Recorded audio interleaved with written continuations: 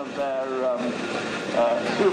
Sentinel super wagons, owned by Bob Garnett, who's driving there, number 5260, dated from 1924, and operates, as you can see, originally for the Aberdeen Coal and Shipping Company. Vertical boiler in the cab, two-cylinder engine fitted in between the chassis, under the body at the rear, and of course chain drive. For light haulage, for furniture haulage, particularly popular for timber haulage, and with steamrollers they were the only engines that could be operated by one man on the road. The bigger engines had to have a driver and a steersman. This one spent its working life in Ireland, owned by Rod and Chris Liddon from Sidmouth in Devon, named Twilight, as you can see. It's been a regular engine around our circuit for some years.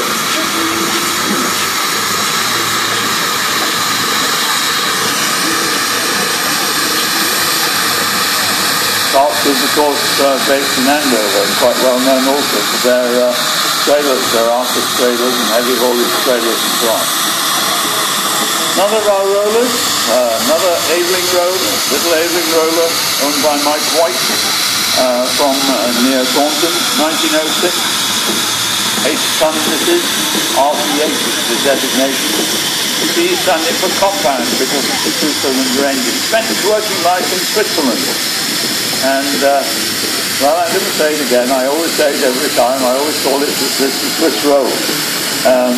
Look at the bunch of flowers on the front there. It's a bit sooty these days, but apparently it's a tradition in Switzerland on any kind of agricultural vehicle and so on, even I think to the present day, that a bunch of flowers is a lucky charm, if you like.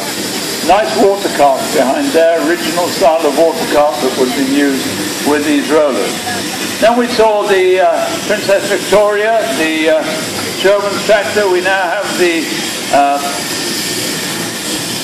1931 Fowler, owned by Craig College of Worcester. First time visits to this rally. Royal Sovereign. Started his drive life actually as a roller, but converted to a Sherman's engine. You can see there, typical layout for a Sherman's engine, as I mentioned earlier, dynamo on the front. That's driven from the flywheel and provides electricity at 110 volts. I think probably fairly unique at 110 volts. And these Sherman's engines were amongst the hardest worked of all engines because they hauled the rides to the fairgrounds. They then spent the whole time providing power, electricity, either for driving the rides themselves or lights or for the fair organs and so on. And of course even harder work for the drivers because they had to do the same as the engine did.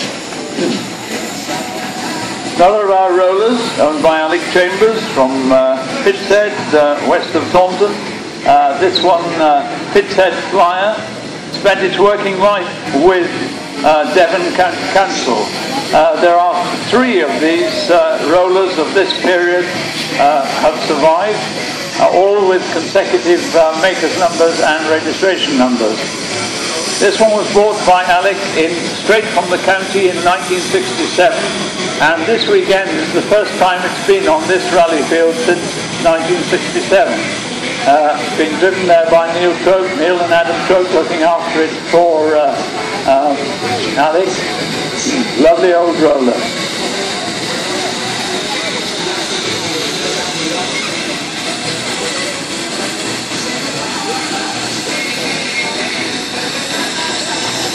Now we have an interesting Fowler coming towards me at the moment.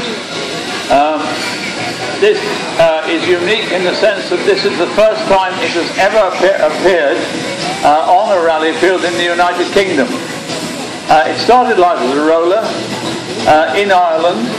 At some stage in its career was converted to a traction engine, now owned by Ian Gilliam, who's driving it there. And as I say, first time out on a rally field in the UK.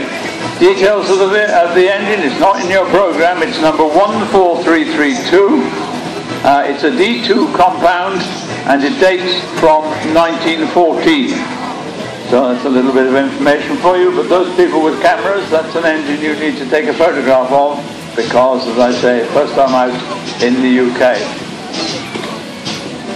Interesting wagon coming towards me now, referred to as Vitsa. It's got its name on the side there, owned by Robin and Rachel Neve of Fordingbridge. It's based loosely on a Foden wagon, but it has a Brian Donkin steam engine powering it. You can see the flywheel there. From where I'm sitting, you can actually see everything of the engine.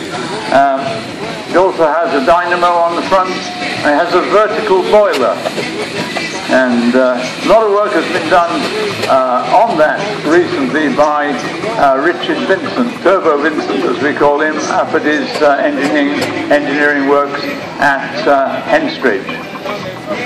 Then another newcomer to our rally, newcomer to the family, owned by the Bolston family, driven by William Bolston here. This is a half-scale version of a McLaren road locomotive. Most of them are based on Boadicea, the Les Earls well-known road locomotive. This one said to be based on Gigantic, which is another of the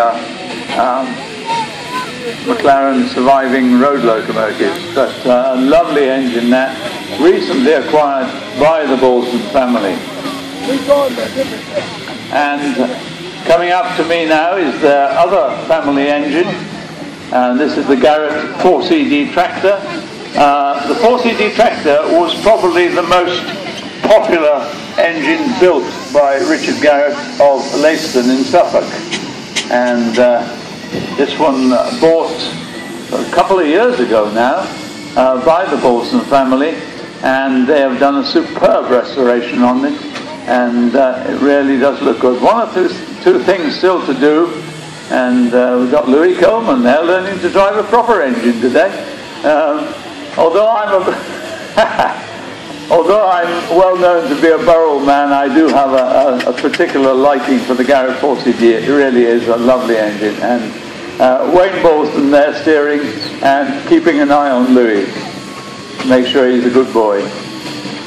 But that's the 4CD. Very much a local wagon here, Foden steam wagon, owned by Jess Warren from Pitney near Langport. Fodens of Sandbach were, of course, the great rivals of Sentinels. And these wagons were built with really what amounts to a traction engine boiler and the cylinders and so on the boiler in traction engine fashion. This one started life with Swindon Borough Council, ended its days with W.J. King of the Bishop's Lydian near Taunton as a tar sprayer, as a lot of these wagons did. Then coming up behind, I just wave to my fans, the